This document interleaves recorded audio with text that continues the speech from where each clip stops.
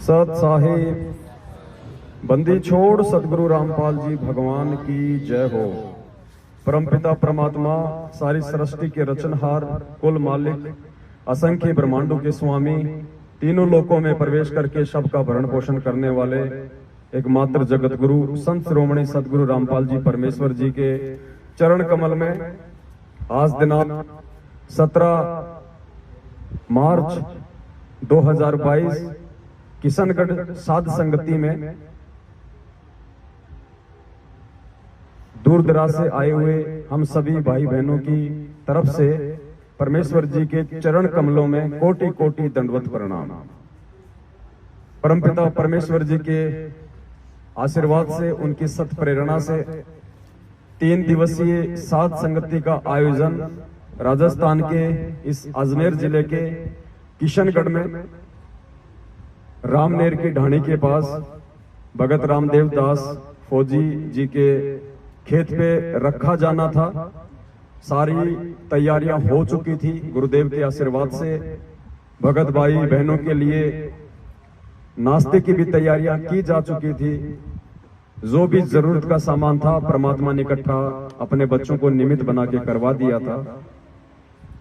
लेकिन पुण्यात्माओं, हम काल के लोक में हैं और इस काल के जाल को, इसकी चाल को इस पूरी पृथ्वी पे 8.5 अरब की जनसंख्या में से यदि कोई समझ सकता है, या यूं कह लीजिए कि परमपिता परमेश्वर जी ने यदि किसी को सद्बुद्धि बख्शी है तो वो केवल चंद सत्सेवक भाई बहन हैं, जो आज अपने परमेश्वर के संकेतों को, उनके इशारों को समझ के काल के जाल को समझते हुए अपनी भक्ति और मर्यादाओं को बचाते हुए आज संघर्षरत हैं। और आज जो स्थिति आप और हमारे सामने है, जिन संघर्षों से वो परमपिता परमेश्वर स्वयं लीलामय तरीके से गुजर रहे हैं और उन्हीं के पद चिन्हों पे चलते हुए आज हम उस संघर्ष से गुजर रहे हैं, ये कोई नई बात नहीं है। हजारों साल पहले वर्तमान समय की भविष्यवाणियां हो चुकी हैं उस परमेश्वर के विषय में और उस परमेश्वर के संपर्क में आने वाले उन हंस आत्माओं के विषय में। वरना हम एक ही गुरु के शिष्य हैं, उन्होंने समान रूप से हमें ज्ञान दिया, फिर भला ये विरोध क्यों, किस बात का विरोध। आज दुनिया में जितने भी संत और पंथ हैं, भले ही अपने किन्हीं भी कारणों के चलते उनमें 2 ग्रुप हैं, 3 ग्रुप हैं, लेकिन भक्ति भाव को लेकर आपस में कोई विरोध नहीं। दुनिया का ये पहला पंथ है यथार्थ 13वां कबीर पंथ, जो कि सन 1994 से परमपिता परमेश्वर सतगुरु रामपाल जी भगवान ने शुरू किया। आज इस पंथ में ऐसा क्यों, ये सारी बातें जब हमारे समझ में आएंगी तो पता चलेगा कि इस पृथ्वी पे उस काल भगवान और उस परमपिता परमात्मा के बीच ये सूक्ष्म युद्ध है। हमारे भाइयों ने हमारे ही उस कार्यक्रम को रोका। हालांकि एक बहुत बड़ी विडंबना है, लेकिन परमेश्वर के ज्ञान आधार से हम इन चीजों को समझ सकते हैं कि ऐसा क्यों हो रहा है। फिर भी बाकी भाई बहनों को विश्वास दिलाने के लिए कि ऐसा क्यों हुआ है और ऐसा क्यों हो रहा है, हम बाइबल की एक भविष्यवाणी को लेकर चलेंगे। क्योंकि हमारे जो ईसाई भाई हैं उनको भी यथार्थ रूप में इस बात का नहीं पता है कि बाइबल की भविष्यवाणियां वर्तमान समय में किसके लिए हैं। वो सोचते हैं कि हमारे जो मसीह हैं, जो आने वाले हैं, जो अभी आए नहीं हैं, ये उनके लिए हैं। लेकिन उन नादानों को नहीं पता है कि वो रियल मसीह, जिसे तुम ईसा मसीह मानते हो और जिसकी उम्मीद में आज तुम रुके हुए हो, वो 8 सितंबर 1951 को गांव धनाना, जिला सोनीपत, हरियाणा में संत रामपाल जी महाराज के रूप में धरती पे प्रकट हो चुका है। और काफी समय से, लगभग 27-28 वर्षों से इस आध्यात्मिक क्षेत्र में अपनी आत्माओं को जगा रहा है। आज आपको बाइबल के एक पास्टर का 8 मिनट का वीडियो है।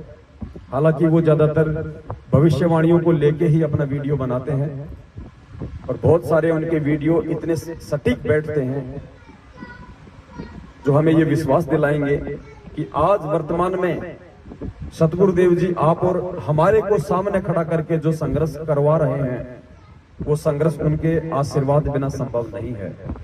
ये भविष्यवाणियों के अकॉर्डिंग हो रहा है। आप और हम कोई अपनी मर्जी से नहीं कर रहे ये सब कुछ। ये साध संगति उस परमपिता परमेश्वर के मिशन का एक मुख्य हिस्सा है। ये साध संगतियां 4 युगों में नहीं होती हैं, क्योंकि 4 युगों में परमात्मा ने जीव आत्माओं को इतनी बहुसंख्या में पार नहीं करना होता है। वो मोक्ष का समय नहीं होता है।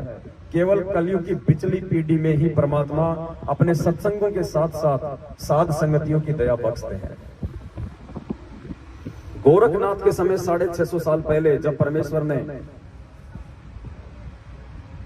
ज्ञान गोष्ठी की थी, उस समय परमेश्वर ने अपनी एक वाणी में कहा था कि गुरु का वचन साध की संगत अजर अमर घर पावे, कहे कबीर सुनो रे गोरख हम सबको तत्व लखावे। गुरु का वचन और साध की संगत, गुरु का वचन यानी गुरु का सत्संग, गुरु का उपदेश, गुरु का ज्ञान, और साध की संगत यानी उस गुरु से उपदेश प्राप्त करने के बाद उस गुरु के द्वारा दिए ज्ञान से जो चर्चाएं होंगी, उन चर्चाओं से जो भेद निकल के आएंगे, उस भेद से जब उन जीव आत्माओं के अंदर एक नया विश्वास पैदा होगा, उसको कहते हैं साध संगति। और भी कई जगह परमात्मा ने जिक्र किया हुआ है, साध संगति से भेद जो पाया परमेश्वर रामपाल जी महाराज ने सफल बनाया। साधु संगति पूर्ण पद ज्ञाना, संध्या आरती में भी परमात्मा एक जगह जिक्र करते हैं। एक छोटा सा वीडियो है, बहुत सारे कंसेप्ट आज हमारे वो क्लियर करेगा। आप एक एक पॉइंट को ध्यान से सुनिए।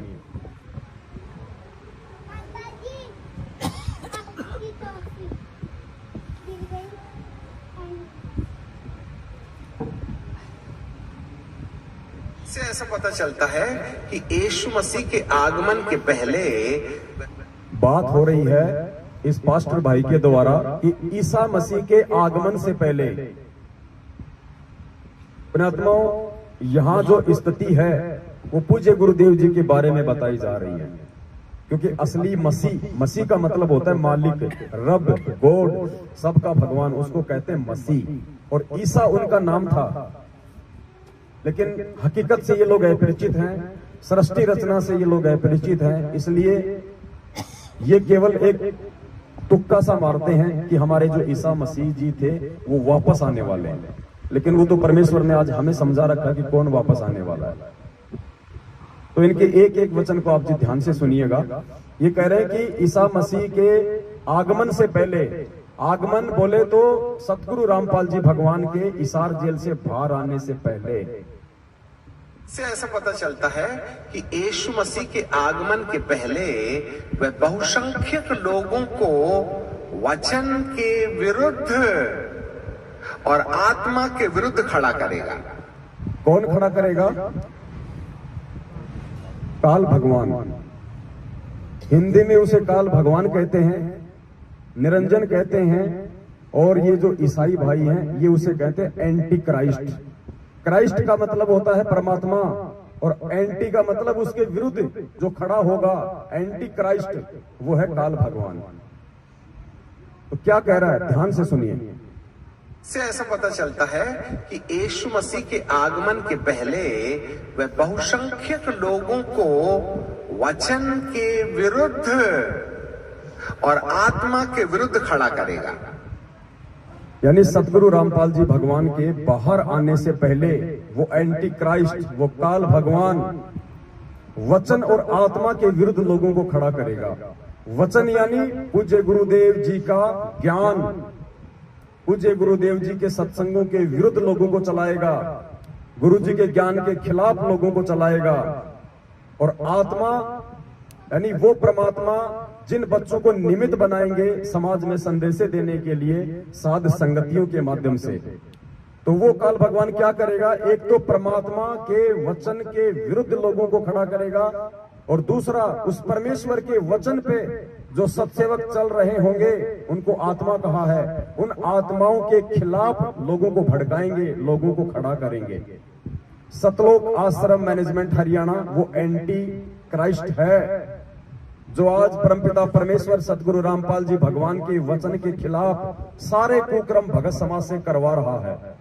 और जब हम आत्माएं उनका विरोध करते हैं तो बाकी संगत को वो हमारे विरुद्ध खड़ा करता है। और कोई बड़ी बात नहीं है पुण्यात्माओं, बहुत बड़ी जो घटनाएं हैं वो भी घटित हो सकती हैं आने वाले समय में। आप ये सामान्य प्रक्रिया मान के ना चलें कि हम 20 भगत इकट्ठे हो गए और यहां हम आ लिए, नहीं, ये इस पृथ्वी पे सबसे बड़ा आध्यात्मिक युद्ध चल रहा है जिसकी हम कल्पना भी नहीं कर सकते। परमात्मा ने हमारी बुद्धि ऑफ कर रखी है, इसलिए हम ज्यादा सीरियस नहीं ले रहे। लेकिन आने वाले समय में जो परमेश्वर की आत्माएं होंगी, आप और हमारे शरीर छोड़ने के बाद, वो आत्मा जब इन घटनाओं पे विचार करेंगी तो उनकी आंखें फटी की फटी रह जाया करेंगी। क्या हम नहीं जानते थे कि हिसार में 25 दिसंबर 2021 को बहन सुलेखा दासी के यहाँ पे जो सात संगति थी, वो हिसार में उन मैनेजमेंट वालों का मुख्य गढ़ था। और उससे पहले उन लोगों के द्वारा हमारे साथ कैसी कैसी घटनाएं घटित हो चुकी थी।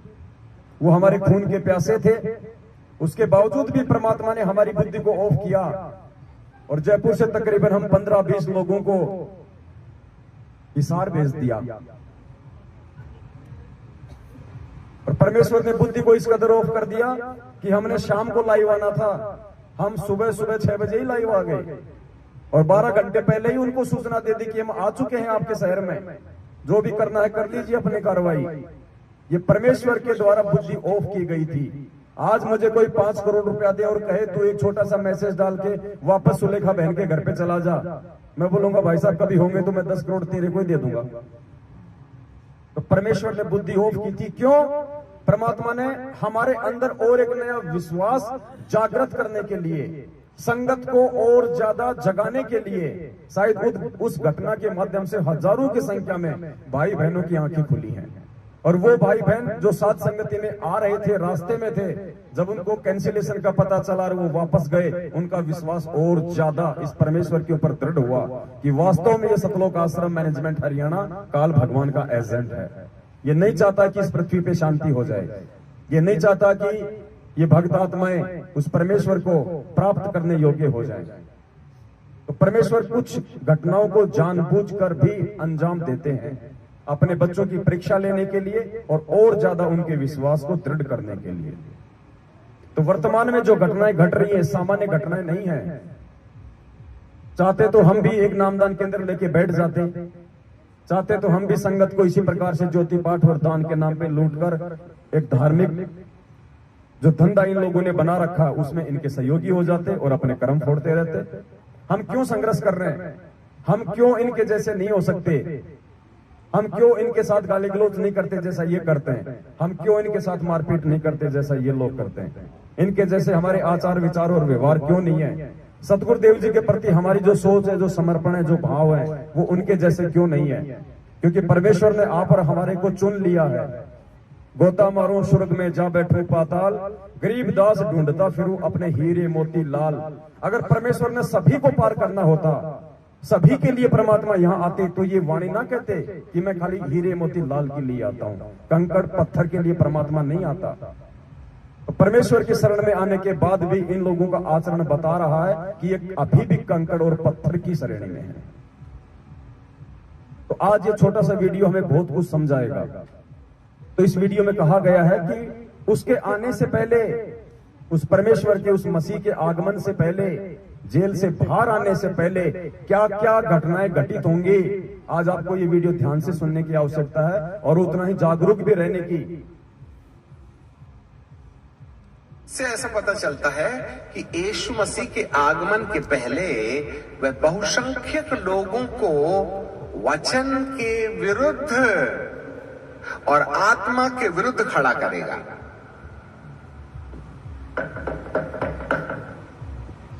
वचन के विरुद्ध और आत्मा के विरुद्ध खड़ा करेगा। अब आगे ये बताएगा कि वचन क्या है और आत्मा क्या है।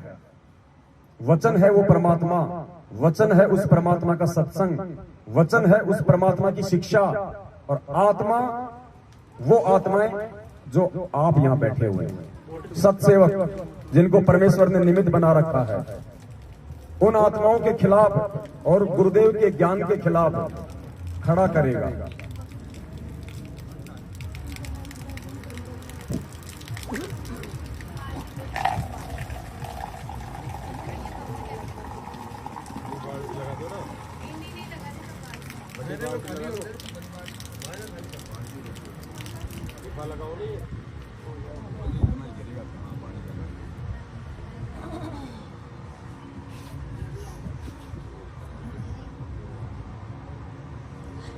बहुत अंदर शुरू कर दिया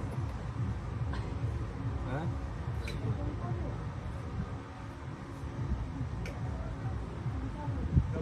वीडियो ध्यान से सुनना। वचन के खिलाफ वो किन लोगों को खड़ा करेगा और आत्मा के खिलाफ वो किन लोगों को खड़ा करेगा। वचन के खिलाफ वो सांसारिक लोगों को खड़ा करेगा, जगत वालों को परमात्मा के खिलाफ खड़ा करेगा और आत्मा के खिलाफ संगत को खड़ा करेगा, अंदर वालों को खड़ा करेगा। और आज यही स्थिति है। आप हरियाणा चले जाइए, आप देश में कहीं भी चला जाइए, किसी भी संत का जिक्र कर दीजिए, कोई दिक्कत नहीं, किसी को कोई परेशानी नहीं। आप इस पूर्ण परमेश्वर का थोड़ा सा नाम ले लीजिए, पता नहीं क्या क्या सुना देंगे। क्योंकि भविष्यवाणी के अकॉर्डिंग उसने सभी के दिलो दिमाग में जिन जिन आत्माओं के ऊपर उसका कंट्रोल है, और 99.9% आत्माओं के ऊपर आज काल का कंट्रोल है, तो उन आत्माओं के अंदर उस वचन के खिलाफ वो खूब प्रेरणा भर देगा। आज इस परमात्मा का नाम किसी को नहीं सुहाता, ये हकीकत है। तो वो जो दुनिया वाले हैं, ज्यादातर संख्या में लोगों को उस वचन के खिलाफ खड़ा कर देगा, संत रूप में आए हुए उस परमात्मा के खिलाफ खड़ा कर देगा, और उस परमेश्वर की संगत को उस आत्मा के खिलाफ खड़ा करेगा, जो आत्मा निमित्त बनके भाई बहनों को जगा रही होंगी। ध्यान से सुनिए। खड़ा करेगा। से ऐसा पता चलता है कि यीशु मसीह के आगमन के पहले वह बहुसंख्यक लोगों को वचन के विरुद्ध और आत्मा के विरुद्ध खड़ा करेगा।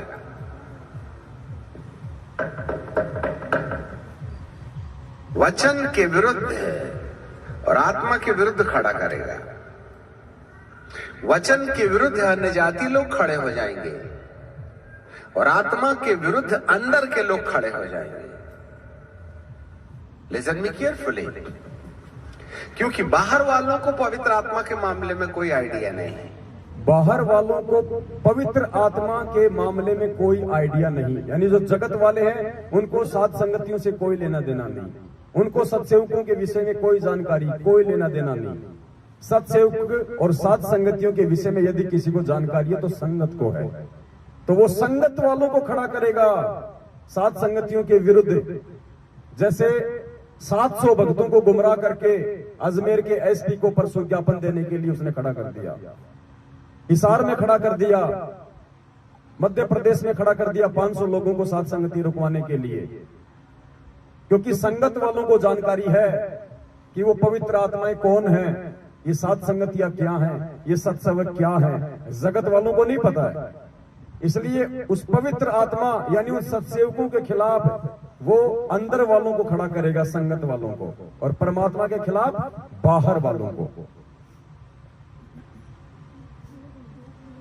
वचन के विरुद्ध अन्य जाति लोग खड़े हो जाएंगे और आत्मा के विरुद्ध अंदर के लोग खड़े हो जाएंगे। लिसन मी केयरफुली, क्योंकि बाहर वालों को पवित्र आत्मा के मामले में कोई आइडिया नहीं है। आइडिया तो हम अंदर वालों को है जो विश्वास करते हैं। इसलिए आत्मा की खिलाफत कलीसिया के अंदर होगी और वचन। कलीसिया मतलब संगत। ईसाई धर्म में संगत को कहते हैं कलीसिया। इसलिए आत्मा की खिलाफत कलीसिया के अंदर होगी और वचन की खिलाफत कलीसिया के बाहर होगी। अच्छे से याद रखना, बाइबल के विद्रोह में अन्य जाति लोग बोलेंगे और पवित्र आत्मा के विरुद्ध में कलीसिया के लोग बोलेंगे। इसीलिए बाइबल कहती है कि अंत के दिनों में उसका प्राणघातक घाव अच्छा हो जाएगा। अंत के दिनों में, अब ये अंत का समय चल रहा है, परमेश्वर के आगमन का समय है, ये अंत का समय है। और इस अंत के समय में उस काल भगवान का प्राण घातक हमला तेज हो जाएगा, विस्फोटक हो जाएगा। वो हर संभव कोशिश करेगा उस परमेश्वर के वचन को तुड़वाने का और आत्माओं को भ्रमित करने का। इसीलिए बाइबल कहती है कि अंत के दिनों में उसका प्राण घातक घाव अच्छा हो जाएगा। इससे ऐसे पता चलता है कि पवित्र आत्मा के द्वारा आने वाले बदलाव के विरुद्ध कलीसियाओं के अंदर में बाइबल ज्ञानी विश्वासी कहीं ना कहीं किसी गैर आत्मा के कब्जे में जाकर पवित्र आत्मा का विद्रोह करने लगेंगे। संगत के अंदर जो भाई बहन होंगे वो किसी गैर आत्मा के कब्जे में जाकर और उस पवित्र आत्माओं का विरोध शुरू कर देंगे। कौन सी पवित्र आत्माएं? जो उस परमेश्वर के वचन आधार से संगत में बदलाव कर रही होंगी। बदलाव क्या हो रहा है? परमेश्वर की आरतियां। परमात्मा ने दया करके हमसे जो यथार्थ विधि से जो आरतियां शुरू करवाई हैं, कि हम आज से पहले आरती सुन रहे थे या हम आरतियां कर रहे थे। परमेश्वर को भोग लगाना, गुरुदेव को भगवान बताना, दाढ़ी मूछ वाली फोटो को खाली काल्पनिक बताना, ये बदलाव है कलीसिया के अंदर, संगत के अंदर। तो ये कह रहा है कि संगत के अंदर जो बदलाव उस पवित्र आत्मा के द्वारा, उन सत्सेवकों के द्वारा जो शुरू किए जाएंगे, वो संगत को उनके विरुद्ध खड़ा कर देगा। ध्यान से सुनिए। कलीसियाओं के अंदर के द्वारा कि अंत के दिनों में उसका प्राण घातक घाव अच्छा हो जाएगा। इससे ऐसे पता चलता है कि पवित्र आत्मा के द्वारा आने वाले बदलाव के विरुद्ध कलीसियाओं के अंदर में बाइबल ज्ञानी विश्वासी कहीं ना कहीं किसी गैर आत्मा के कब्जे में जाकर पवित्र आत्मा का विद्रोह करने लगेंगे। ये कोऑर्डिनेटर, ये नामदान संचालक, गुरुदेव का छोटा कलियुगी भाई महेंद्र, गुरुदेव के बेटा बेटी, भाई बंधु, रिश्तेदार, जवाई, ये सब गैर आत्माएं हैं। ये काल के कब्जे में, एंटी क्राइस्ट के कब्जे में। और संगत इनके कंट्रोल में आके उस बदलाव को स्वीकार नहीं करेंगी। और जो बदलाव परमात्मा हमसे करवा रहे हैं इस भक्ति मार्ग में, उनके विरोध में खड़ा हो जाएंगी। कहीं ना कहीं किसी गैर आत्मा के कब्जे में जाकर पवित्र आत्मा का विद्रोह करने लगेंगे। पवित्र आत्मा के फलों का विद्रोह करने लगेंगे। पवित्र आत्मा के कामों को अस्वीकार करने लगेंगे। जो भी बदलाव परमात्मा करवा रहे हैं, अब 7 संगतियों की परमात्मा ने शुरुआत करवाई, तो देखिए सीधे सीधे तौर पे ये लोग भयंकर रूप से हमारे विरोध में आ गए हैं।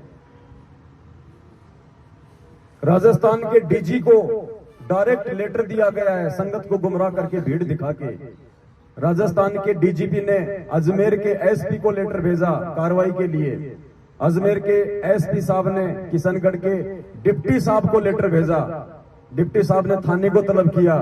भगत रामदेव दास जी के पास में फोन आया। हम तीनों भाई डिप्टी ऑफिस गए। कजोड़ जी के पास जयपुर फोन गया।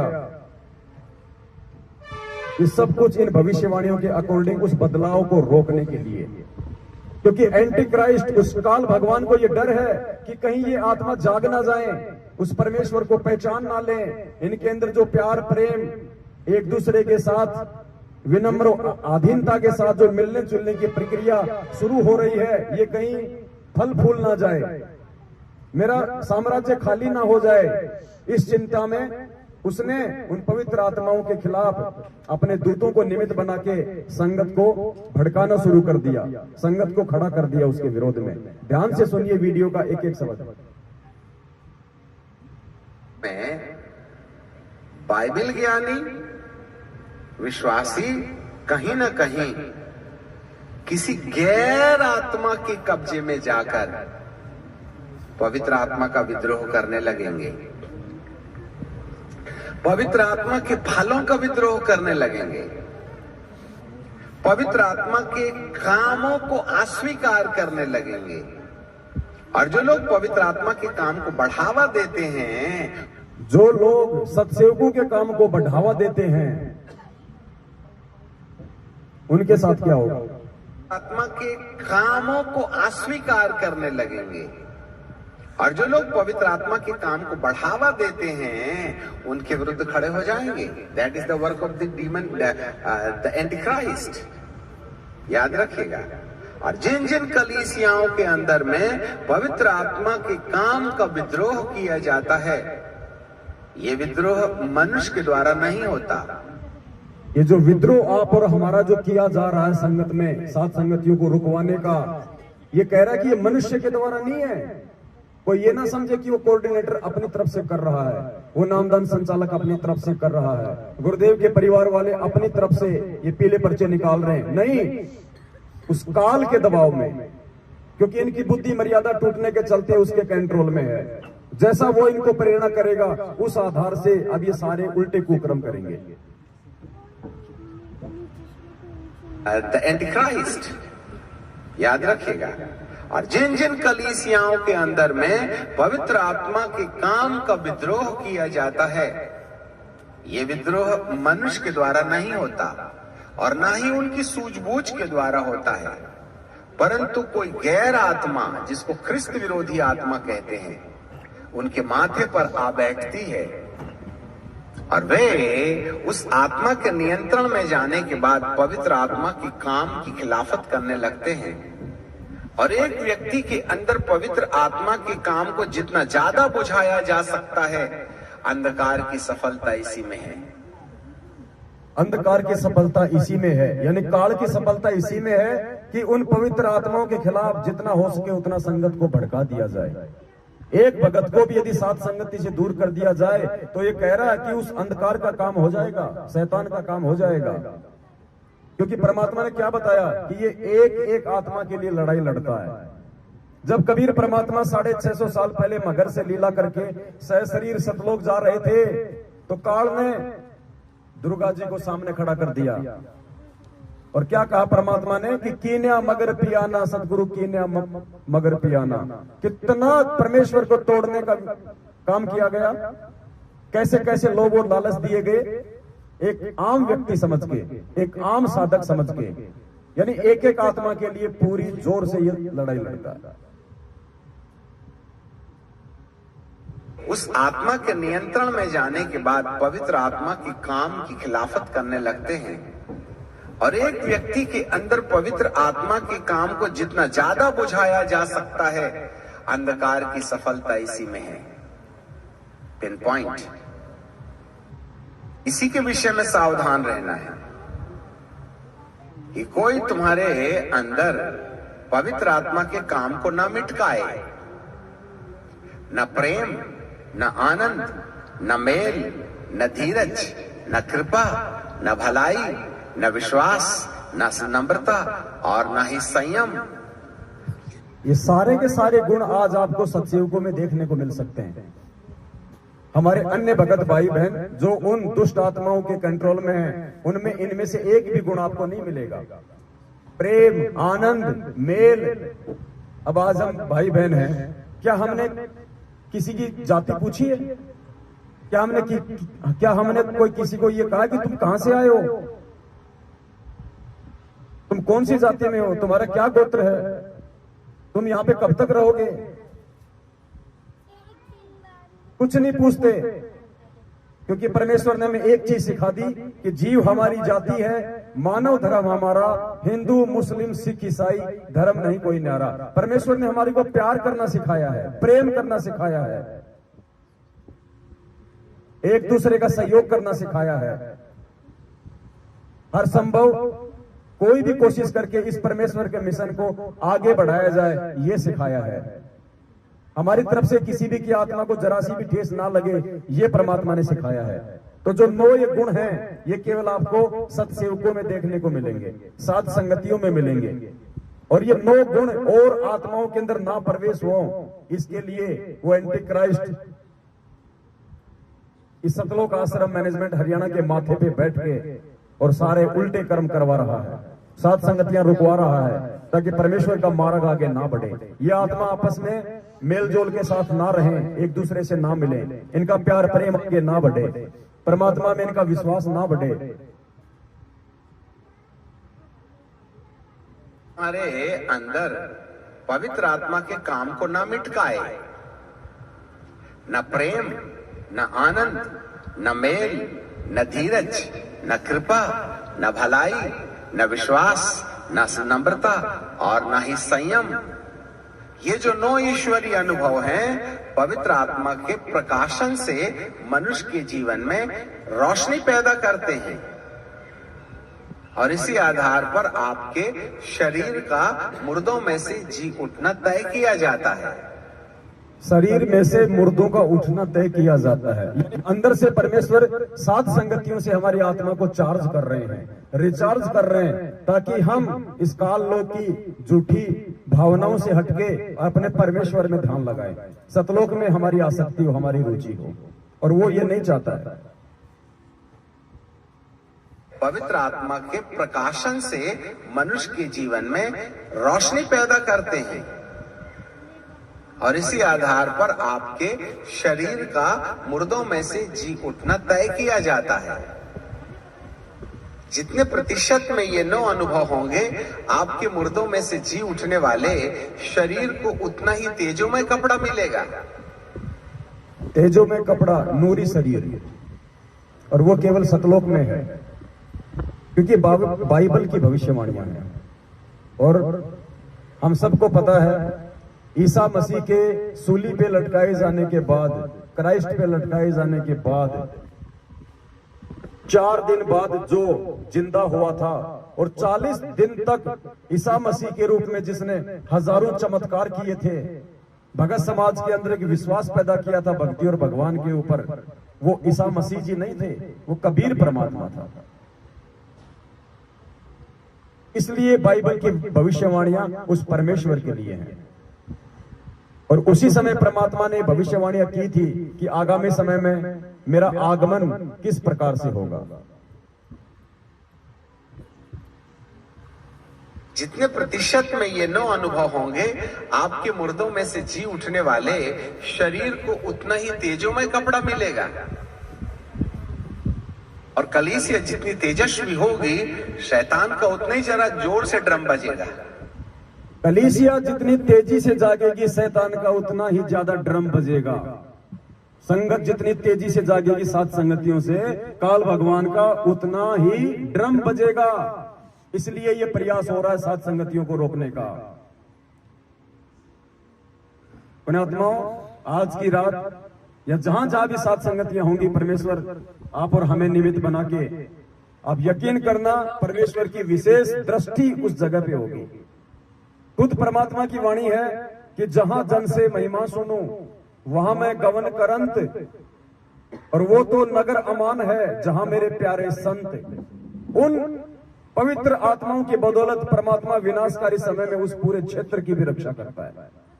और इस पूर्ण परमात्मा की महिमा वर्तमान में पूरी पृथ्वी पर केवल साध संगतियों के माध्यम से ही गाई जा रही है।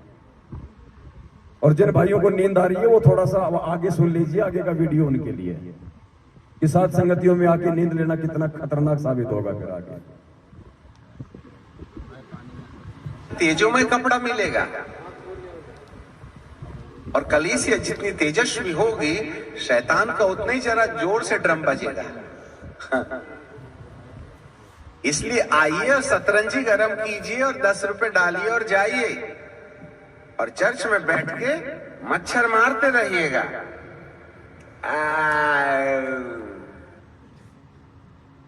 ये भविष्यवाणियां हैं, और भविष्यवाणियां कोड वर्ड में होती हैं।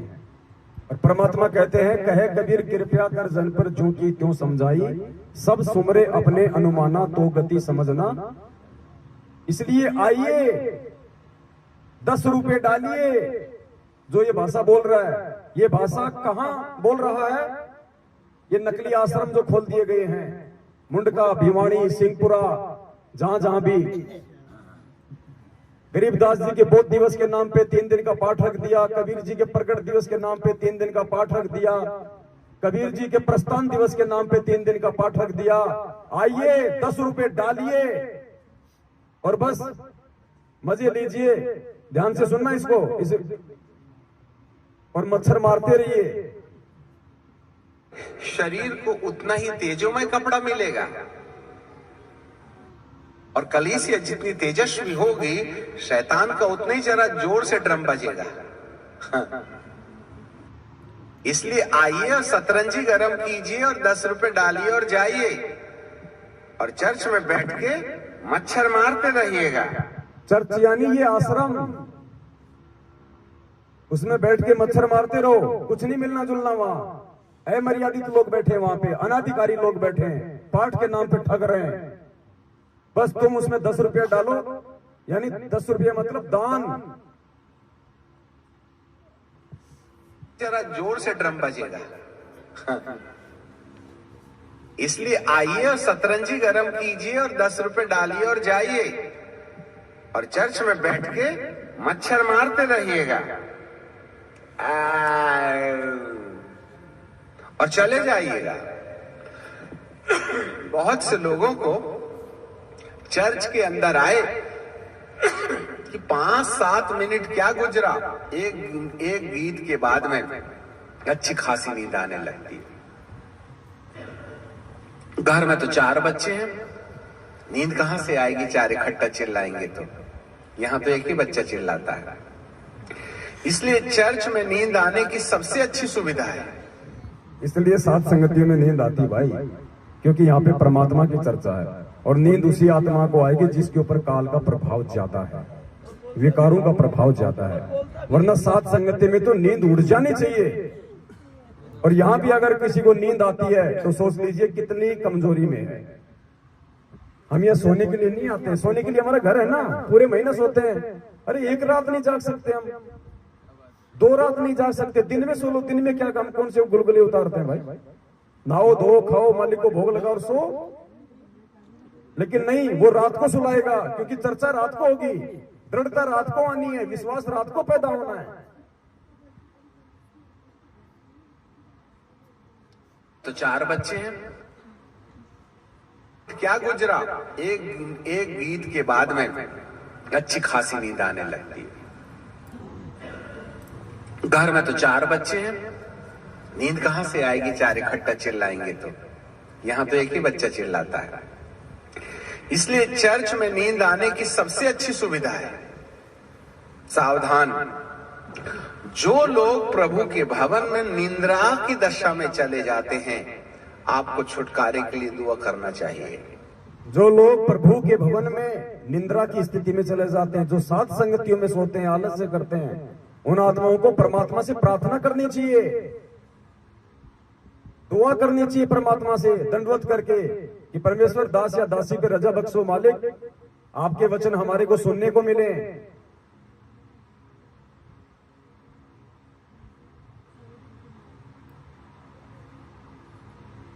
चर्च में नींद आने की सबसे अच्छी सुविधा है। सावधान, जो लोग प्रभु के भवन में निंद्रा की दशा में चले जाते हैं, आपको छुटकारे के लिए दुआ करना चाहिए। क्योंकि जरूर कोई ना कोई ऐसी आत्मा है जो आपकी आंखों को डुबडुबा देती है या मच्छर की ओर ध्यान दिला देती है। एंटी क्राइस्ट कोई काला पीला नीला हरा गोली आदमी नहीं है काल एंटी क्राइस्ट कोई काला पीला नीला हरा आदमी नहीं है। और परमात्मा ने क्या कहा? वो वस्तुओं के माध्यम से प्रकट होता है। काल स्वयं प्रकट नहीं होता है, परमात्मा प्रकट होते हैं। काल कभी प्रकट नहीं होता। 2 व्यक्तियों के बीच में पैसों के लेके झगड़ा हो गया, वो पैसे के रूप में प्रकट हो गया। अच्छी खासी मालिक के साथ संगति हो रही थी, ऊपर से पानी का धार कूद पड़ी, वो पानी की धार के रूप में प्रकट हो गया। हमारा ध्यान आकर्षित ना हो पाए शब्दों पे, चर्चा में विघन डालना, वो ऐसी घटनाओं के माध्यम से वो प्रकट होता है। नींद आ जाएगी, वो निंद्रा के माध्यम से हो गया प्रकट। इसीलिए गुरु जी क्या कहते हैं, इस तन में मन मूर्ति देखो।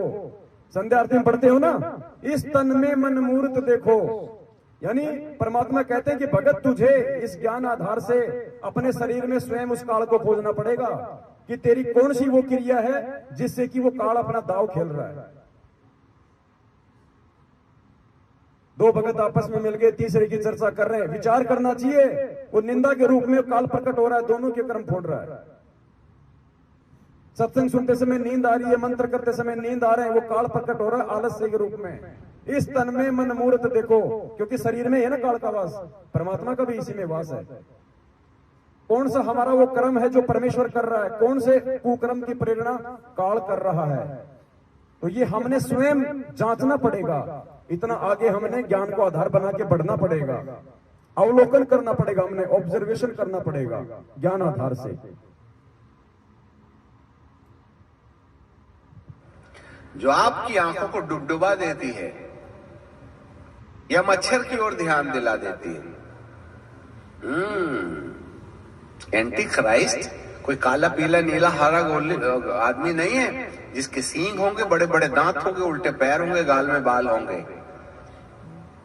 वरन व्यक्ति वस्तु स्थिति के अंदर में वह हमें पवित्र आत्मा की प्रति बेपरवाह लापरवाह करके आपके जीवन के अंदर में ईश्वरीय आचरण नहीं आना चाहिए, इस प्रयास में वो लगा रहेगा, जिससे कि तुम्हारा पुनरुत्थान ना होवे, जिससे कि तुम्हारा पुनरुत्थान ना होवे। Hallelujah, praise the Lord. यही है ख्रिस्त विरोधी आत्मा। सावधान रहो, धार्मिकता का त्याग हो जाएगा। अर्थात जब लोग वचन के अनुसार चलने से अपने आप को इनकार कर देंगे, जब लोग वचन के अनुसार चलने से अपने आप को इनकार कर देंगे। आज 90% संगत जो मैनेजमेंट के कब्जे में है, उन्होंने इनकार कर दिया है गुरुजी के ज्ञान आधार से चलने से, गुरुजी के वचन अनुसार चलने से। कब कहा परमात्मा ने दोगली राजनीति करो, कब कहा परमात्मा ने आरक्षण के लिए लोगों की लड़ाई में उनका साथ दो, कब कहा परमात्मा ने गैंगस्टरों की सीबीआई जांच का साथ दो, उनकी रैली और धरनों में जाओ, उनको 5-5 लाख रुपए का चंदा दो। कब कहा परमात्मा ने आरक्षण में 16-16 लाख का चंदा दो। कब कहा परमात्मा ने तुम देह दान करो, रक्त दान करो, पिंड प्राण जिन दीने दाना, गरीबदास जाको कुर्बाना। गरीबदास जी कह रहे हैं कि नालायक, तुझे खुद ये पिंड ये प्राण उस परमात्मा ने दान में दिया है, और दान में दी गई वस्तु को दान करने का तेरा कहां अधिकार है। लेकिन वो भटकाएगा, वो भरमाएगा, वो शंका पैदा करेगा, वो तोड़ेगा, उसका यही काम है। सावधान रहो, ये ख्रिस्त विरोधी आत्मा। सावधान रहो, धार्मिकता का त्याग हो जाएगा। अर्थात जब लोग वचन के अनुसार चलने से अपने आप को इनकार कर देंगे, यह वह दबाव होगा जो इस ख्रिस्त विरोधी आत्मा के द्वारा हमारे मन के अंदर डाला जाएगा। इस विषय में सावधान रहना है। जी हाँ, जो उस कृष्ण विरोधी आत्मा के कंट्रोल में हो जाएगा, कह रहा है कि उसमें धार्मिकता का त्याग हो जाएगा। आज हमारे 90% भगत भाई बहनों में धार्मिकता का त्याग होता जा रहा है। ना वो गुरुदेव को भोग लगाते हैं, ना वो धार्मिक भंडारों में सहयोग करते हैं, ना वो अपना 5वां यज्ञ पूरा कर रहे हैं, ऊपर से उल्टे कुकर्म करवा के उनकी मर्यादा तोड़वाई जा चुकी है। तो धार्मिकता को उन आत्माओं के अंदर से काल भगवान के द्वारा धीरे धीरे नष्ट किया जा रहा है, ताकि उनका पुनरुत्थान ना हो जाए। पुनरुत्थान का मतलब, एक बार परमात्मा 650 साल पहले आए थे, हमें मिले थे, हम अपना उत्थान नहीं कर पाए, नहीं करवा पाए। आज हमारे को परमात्मा ने पुनः मौका दिया उत्थान का, पुनरुत्थान का, क्योंकि भविष्यवाणियां तो पिछली पीढ़ी के लिए है ना। तो आज हमारा पुनरुत्थान होना है, और वो नहीं चाहता कि इनका पुनरुत्थान हो, ये आगे बढ़े।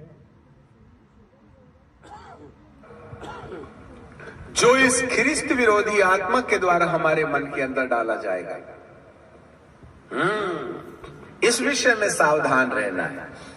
जी हाँ, अब आपके पास एक प्रश्न है, हम में से कितने ऐसे हैं वो वचन की आज्ञाओं को ध्यान रखते हैं? नंबर 2, नंबर 1, हम में से ऐसे कितने हैं जो वचन की आज्ञाओं का ध्यान रखते हैं? सिर्फ सत्सेवक हैं, बाकी तो सब गुरु जी का वचन तोड़ के बैठे हैं, कोई ध्यान नहीं रखता ना। पीला पर्चे में आ गया, बीजेपी को तो बीजेपी के पीछे, कांग्रेस को तो कांग्रेस के पीछे। कौन वचन को ध्यान रख रहा आज? सत्सेवक।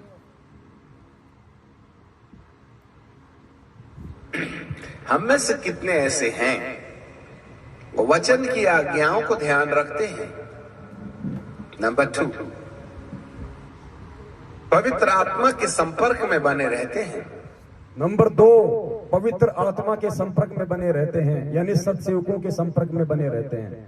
यानी ऐसे कितने हैं जो सात संगतियों से जुड़े हैं? नंबर 2, पवित्र आत्मा के संपर्क में बने रहते हैं। नंबर 3, पवित्र आत्मा को वचन के अनुसार हमारा जीवन बदलने की अनुमति देते हैं। पवित्र आत्मा को वचन के अनुसार हमारा जीवन बदलने की अनुमति देते हैं, यानी वो सत्सेवक जो परमेश्वर के वचन आधार से आत्मिक उत्थान की जानकारी संगत को दे रहे हैं, यथार्थ भक्ति विधि की, धार्मिक यज्ञ की, भंडारों की, उसके अनुसार कितनी आत्माएं हैं जो उनका सहयोग करती हैं, जैसा वो कहते हैं ज्ञान आधार से वैसा उनको फॉलो करती हैं। संपर्क में बने रहते हैं। नंबर 3, पवित्र आत्मा को वचन के अनुसार हमारा जीवन बदलने की अनुमति देते हैं। ये सावधान लोग हैं। ना रे बाबा ना, मैं अपने होठों को बुराई करने से, जो अपने भले दिन देखना चाहता है, जो अपने अच्छे दिन देखना चाहता है, वह अपनी जीभ को बुराई से रोक रखे। जो अपने अच्छे दिन चाहता है, जो अपने भले दिन चाहता है, वो अपनी जीभ को बुराई करने से रोके। गुजरात की सात संगति में 5 घंटे पूरी रात परमात्मा ने निंदा और चुगली के ऊपर ही वीडियो बनवाया था, अपनी जीभ को कंट्रोल करने के लिए। क्योंकि अब हमारी स्थिति तीसरे लेवल पे है। प्रथम लेवल हमारा था बरवाला कांड, 3 साल हम उसमें लगे। उसके बाद का समय था गुरु को परमात्मा साबित करना, गुरु गोविंद के बीच के भेद को मिटाना। वो मिट गया, समझने वाले समझ गए। और अब आत्मिक उत्थान की ओर 1 महीने पहले से परमात्मा दास को निमित्त बना के संदेश दिलवा रहे हैं। जयपुर में जब दास ने वीडियो बनाया था अजोड़ भगत जी के वहां घर पे, जब वहां पे मधु बहन भी आई हुई थी, तो क्या संदेशा दिलाया था कि पुण्य आत्माओं, अब हमने ये 2022 शुरू हो चुकी है, अपने आत्मिक उत्थान की ओर आगे बढ़ना है। ये वही समय है भविष्यवाणियों का। भले दिन देखना, ये सावधान लोग हैं। ना रे बाबा ना, मैं अपने होठों को बुराई करने से, जो अपने भले दिन देखना चाहता है, जो अपने अच्छे दिन देखना चाहता है, वह अपनी जीभ को बुराई से रोक रखे। इसका मतलब है बुराई करने वाला अपने पैर में कुल्हाड़ा मारता है और खुद ही ऑटो रिक्शा में हॉस्पिटल जाता है। रामचंद्र जी भी उसी परमात्मा का बच्चा, लेकिन देख लो कहां पहुंच गया, सात संगतियों से दूर हट गए। ये सर्वविदित है, वापस आने की स्थिति में नहीं है। ये भविष्यवाणियां हैं, ये कोई बच्चों ने नहीं लिखी हैं, ये परमात्मा ने लिखवाई है।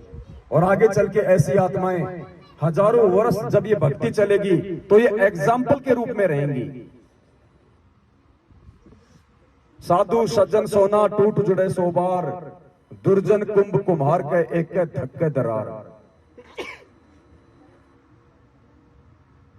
गुरुद्रोही की उपाधि, गुरुद्रोही का उदाहरण संजय दिल्ली वाला ले बैठा। राग द्वेष और ईर्ष्या का उदाहरण रामचंद्र ले बैठा। षड्यंत्रकारी और धोखेबाजी का उदाहरण सतलोक आश्रम मैनेजमेंट हरियाणा ले बैठा।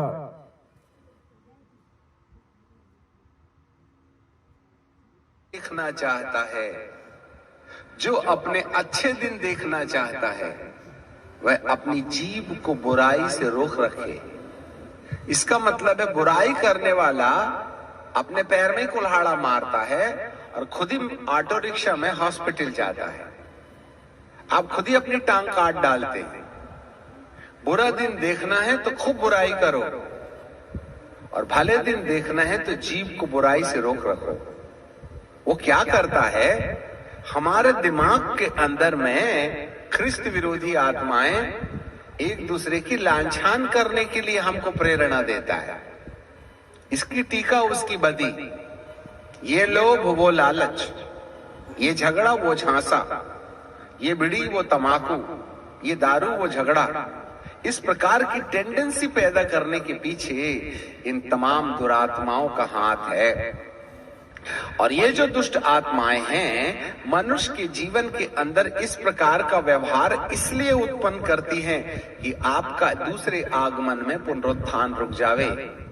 क्यों करते हैं ये लोग ऐसा? क्यों रामचंद्र जी ऐसा कर रहे हैं? क्यों संजय दिल्ली वाला ऐसा कर रहा है? क्यों मैनेजमेंट आज ऐसा कर रहा है? सबसे बड़ा रीजन क्या बताया भविष्यवाणी में? ध्यान से सुनना इस शब्द को। मनुष्य के जीवन के अंदर इस प्रकार का व्यवहार इसलिए उत्पन्न करती हैं कि आपका दूसरे आगमन में पुनरुत्थान रुक जावे। आपका दूसरे आगमन में भी पुनरुत्थान रुक जाए। पहला आगमन परमात्मा का 650 साल पहले, दूसरा आगमन आज। पहले हम उत्थान नहीं कर पाए, आज मौका है पुनरुत्थान का। वो कह रहा है कि उस परमेश्वर का दूसरा जो आगमन है पिछली पीढ़ी में, संत रामपाल जी भगवान के रूप में, उस समय भी तुम्हारी आत्मा का उत्थान रुक जाए। इसके लिए आत्मा को तोड़ने के इतने ये प्रयास हो रहे हैं। और ये जो दुष्ट आत्माएं हैं, मनुष्य के जीवन के अंदर इस प्रकार का व्यवहार इसलिए उत्पन्न करती हैं कि आपका दूसरे आगमन में पुनरुत्थान रुक जावे, जिससे कि आप ऊपर जाने के बजाय इसके साथ नीचे जाने के लिए तैयार हो जाए। अच्छे से याद रखिएगा, ये पाप का पुरुष हमारे तुम्हारे जैसा काला कपड़ा पहन के और ऐसा पूरा पल्लू ढांक लेगा, ऐसा वाला नहीं है। आप और हमारी तरह ये मनुष्य रूप में नहीं है, ये घटनाओं के रूप में है, ये प्रेरणाओं के रूप में है।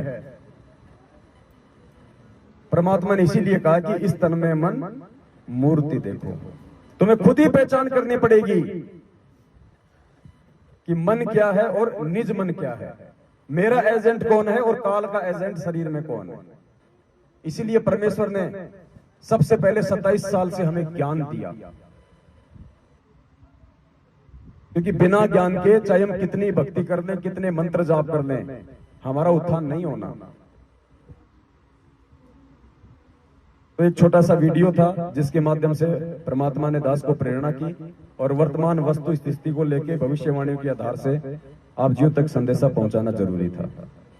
आज दास केवल यहीं तक ही निमित्त रहेगा और बाकी भाई बहन जो आए हुए हैं दूर दराज से, और उनसे भी दास निवेदन करेगा कि आप देखो, हम सब परमात्मा के बच्चे हैं, समान रूप से परमात्मा ने सबको ज्ञान दिया है। ठीक है, कुछ पिछले संस्कारों की वजह से किन्हीं आत्माओं को परमात्मा उनकी बुद्धि का थोड़ा सा वॉल्यूम खोल देता है, कोई बड़ी बात नहीं है, लेकिन ज्ञान परमात्मा ने सबको समान रूप से दिया है।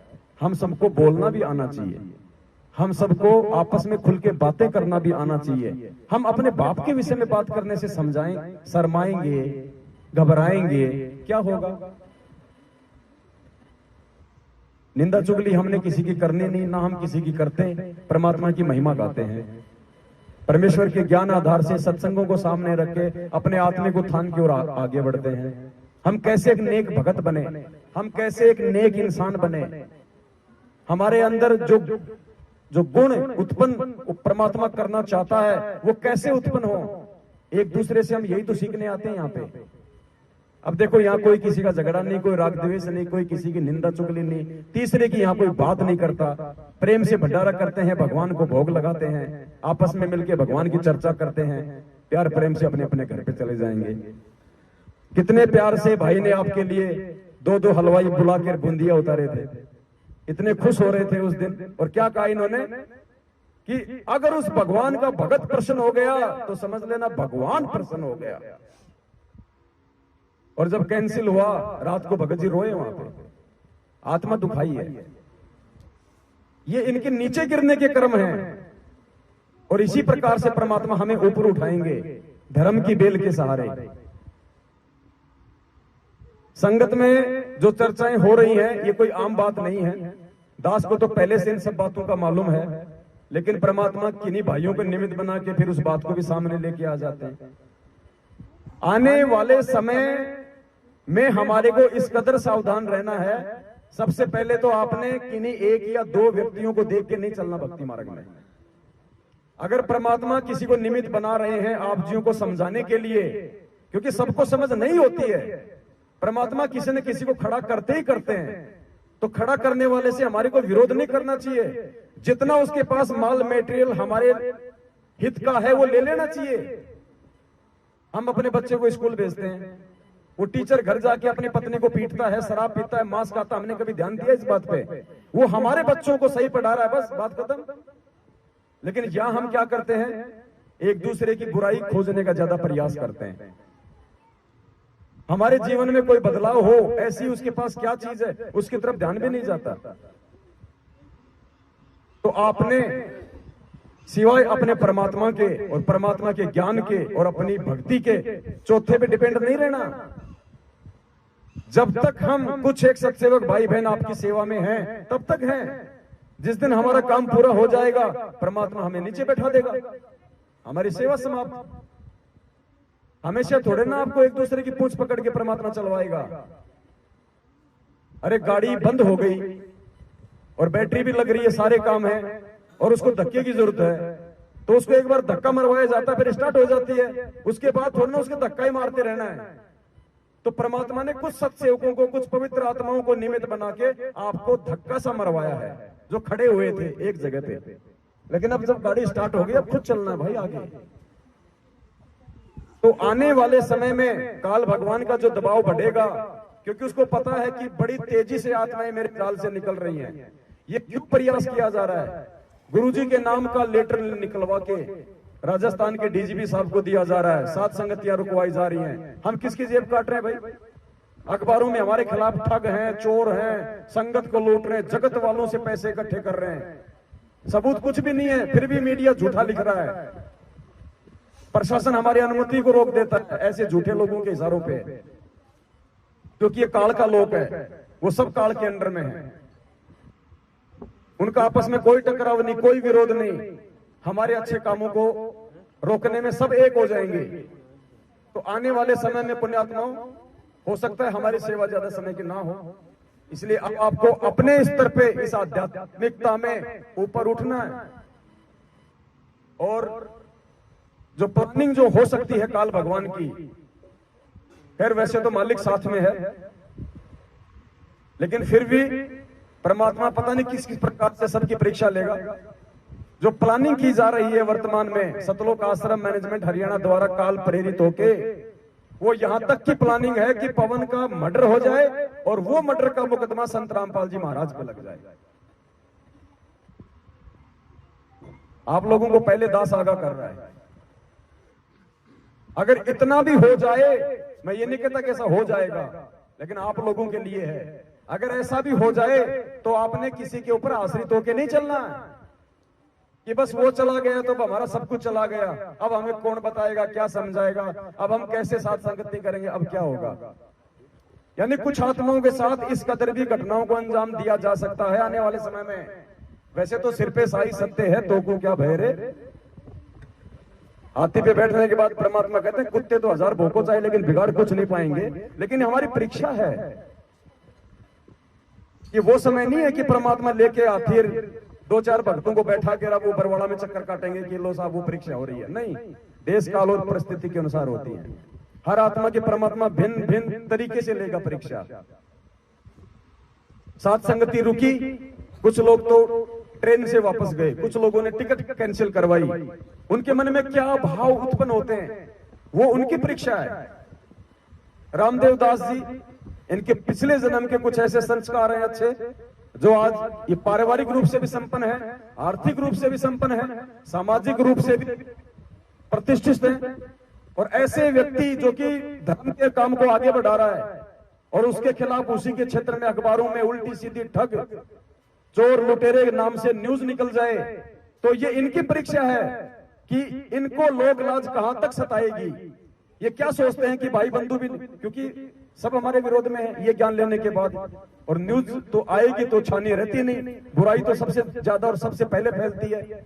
रिश्तेदारों के पास जाएगी, वो चार को बताएंगे, अरे देखो रे वो महात्मा बन रहा था, देखो क्या काम कर रहा है। तो इनके अंदर क्या भाव प्रकट होते हैं, ये इनकी परीक्षा है। हर आत्मा की परीक्षा है, परमात्मा अलग अलग तरीके से लेता है, और जब तक परमात्मा सारे हमारे विकार समाप्त नहीं कर देगा, हम भगत की श्रेणी में नहीं है। इसलिए मालिक कहते हैं, लोक लाज मर्याद जगत की तृण जो तोड़ बगावे, जब कोई राम भगत गति पावे। तो ये इनकी लोक लाज की परीक्षा ले रहा है परमात्मा। वो परीक्षा ले ली, साथ में भगत की सेवा लगा दी। अब बताओ कहां रुक गई साथ संगति। ये तो 12 तारीख से चल रही है और 30 तारीख तक चलेगी, कहां रुक गई साथ संगति बताइए। खाली जगह तो चेंज हुई है। तो परमात्मा हमारे साथ में भाई, ये हमारे को विश्वास हो जाना चाहिए, और इससे बढ़ के विश्वास ये हो जाना चाहिए कि धरती पे खुद परमात्मा प्रकट है। वैसे तो कल पूरी रात साथ संगति चली थी, परमात्मा के आशीर्वाद से कुछ बातों का खुलासा हो गया था, फिर भी कुछ नए भाई बहन हैं, थोड़ा सा क्योंकि वीडियो अभी हमने डाले नहीं है, कुछ पाबंदियां हैं, इसकी वजह से साथ संगति समाप्ति के बाद ये सारे वीडियो डाले जाएंगे। तो भाई धरती पे परमात्मा प्रकट है।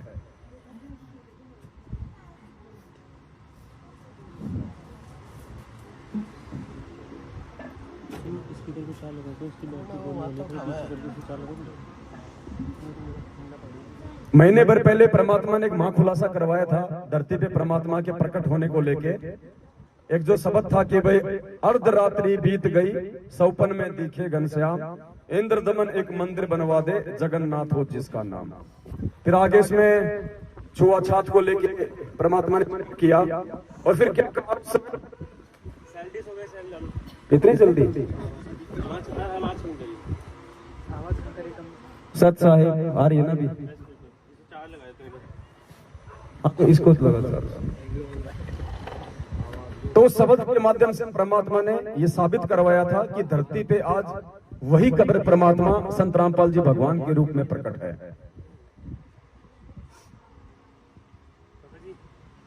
वॉल्यूम ऊपर से कम होती है, नीचे से क्यों करने का काम, क्यों करने का,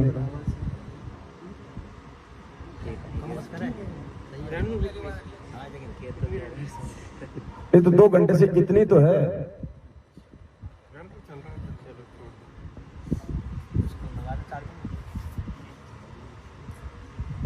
तो उस शब्द के माध्यम से परमात्मा ने यही तो विश्वास दिलाया था कि मैं कोई और नहीं हूं भाई।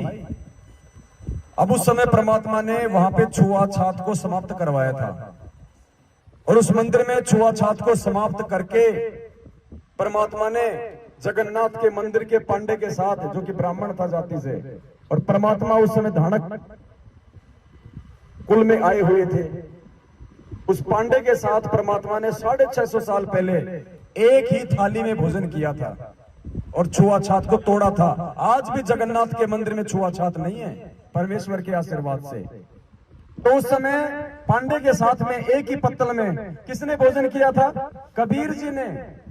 और फिर क्या कहा उस शब्द में परमात्मा ने कि एक पत्तल में दोनों जी में, पांडा गुलाम रामपाल। स्पष्ट किया परमात्मा ने कि भाई वो मैं जिम रहा था उसके साथ, अपनी निंद्रा तोड़ दो। गांव धनाना, जिला सोनीपत, हरियाणा का किसान का बेटा मत समझो। लीला तो पता नहीं परमात्मा की क्या क्या करते हैं, और आज से पहले कैसी कैसी लीलाएं की है परमात्मा ने। गुरुदेव ने बताया कि द्रौपदी को आगामी संकट से बचाने के लिए, उससे दान लेने के लिए भगवान ने अंधे की लीला की, कोई पहचान नहीं सका उसको। तो ऐसा ही एक महाप्रमाण आज एक शब्द के माध्यम से आपके सामने रखा जाएगा, क्योंकि परमेश्वर के हर शब्द के अंत में एक महाखुलासा होता है, एक गहरा संकेत छुपा होता है। तो ये शब्द है परमात्मा का, साहेब कबीर आजा आत्मा तोहे पुकारती, तेरे हाथ में चाबी ओ सतगुरु शतलोक दवार की। इसके लास्ट की ये चौपाई है, ध्यान से सुनना इसको।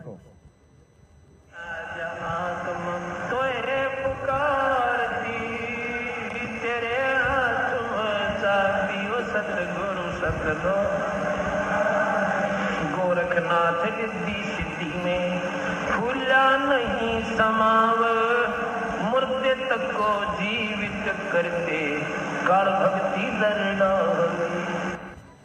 650 साल पहले कबीर परमेश्वर जी के साथ में गोरखनाथ जी की ज्ञान गोष्ठी हुई थी। सुना ना आप लोगों ने गुरुदेव जी के सत्संग में? सुना है ना?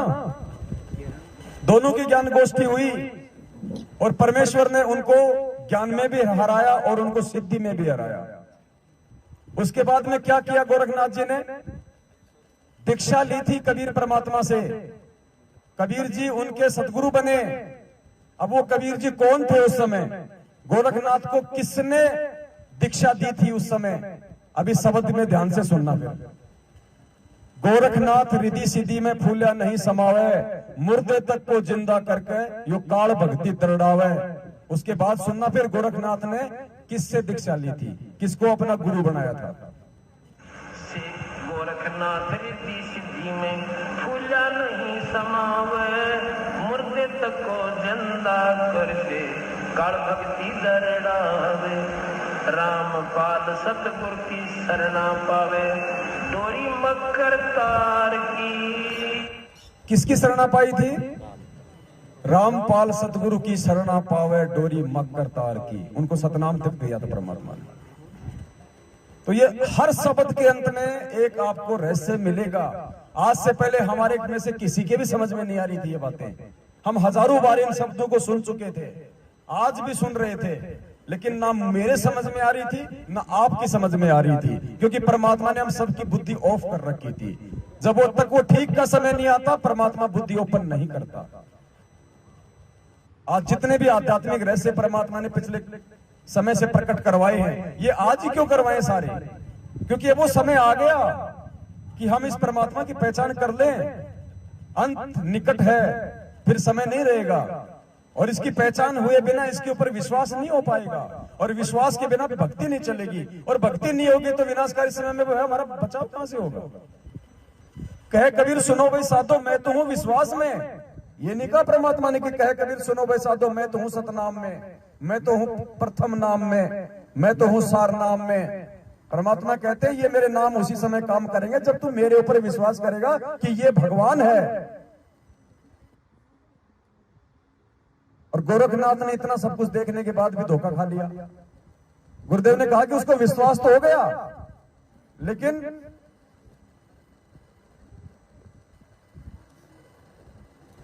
और फिर वो धोखा खा गया।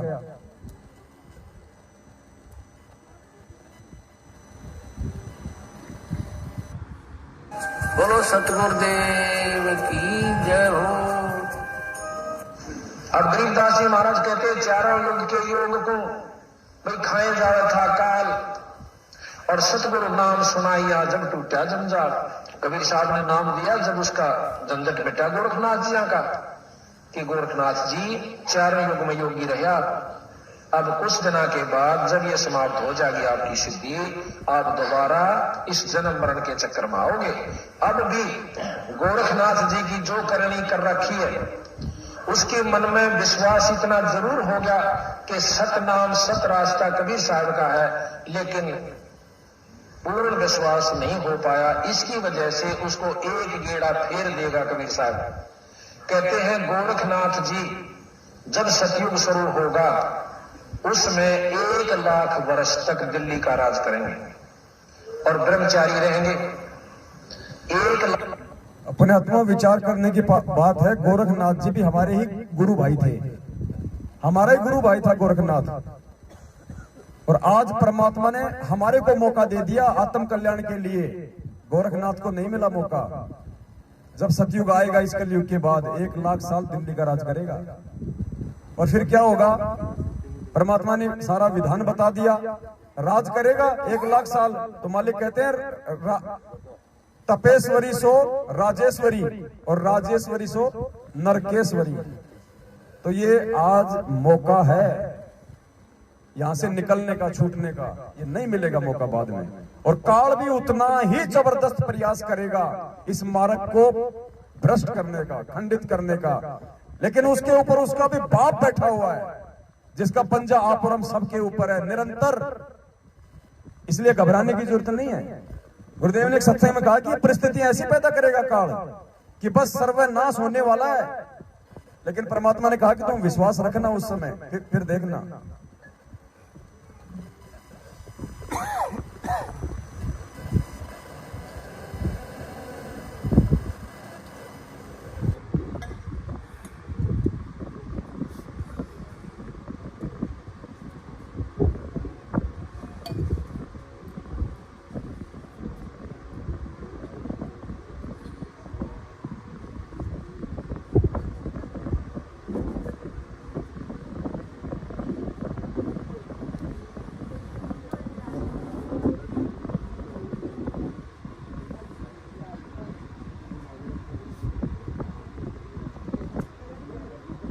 देखो क्या कह रहे हैं परमात्मा। इतना विश्वास करना पड़ेगा गुरुदेव पे।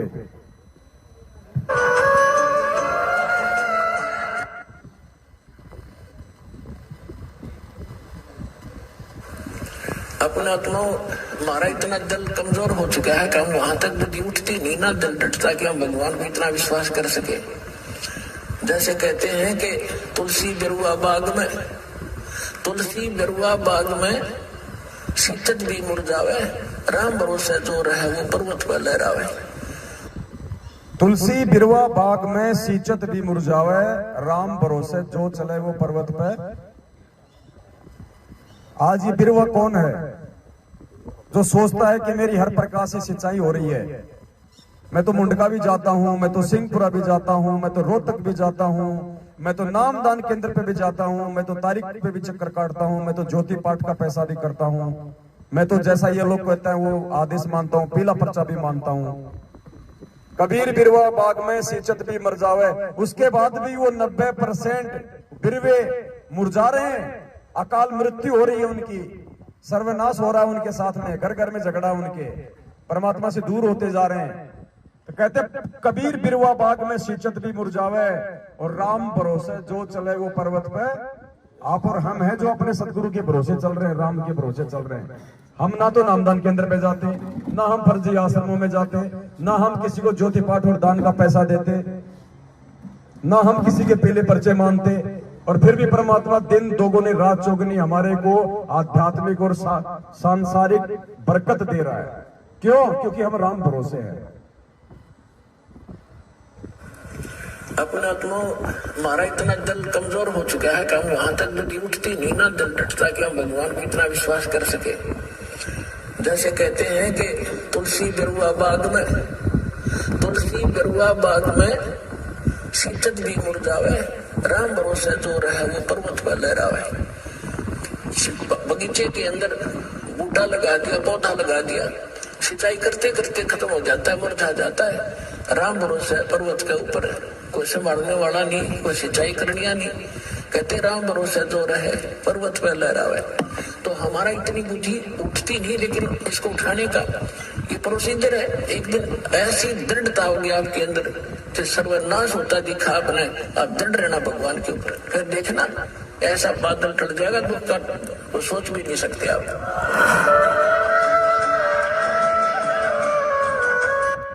तो बात यहाँ पे आती है दृढ़ता की, और ये दृढ़ता बिना विश्वास के नहीं आ सकती, और ये विश्वास बिना सतगुरुदेव जी के सत्संगों के नहीं आ सकती, और बिना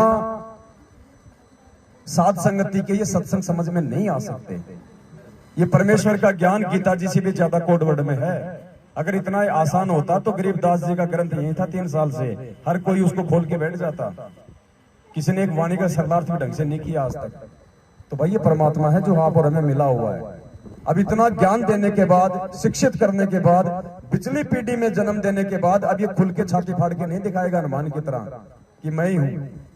इतनी बुद्धि विवेक हमारे अंदर भी होनी चाहिए। अब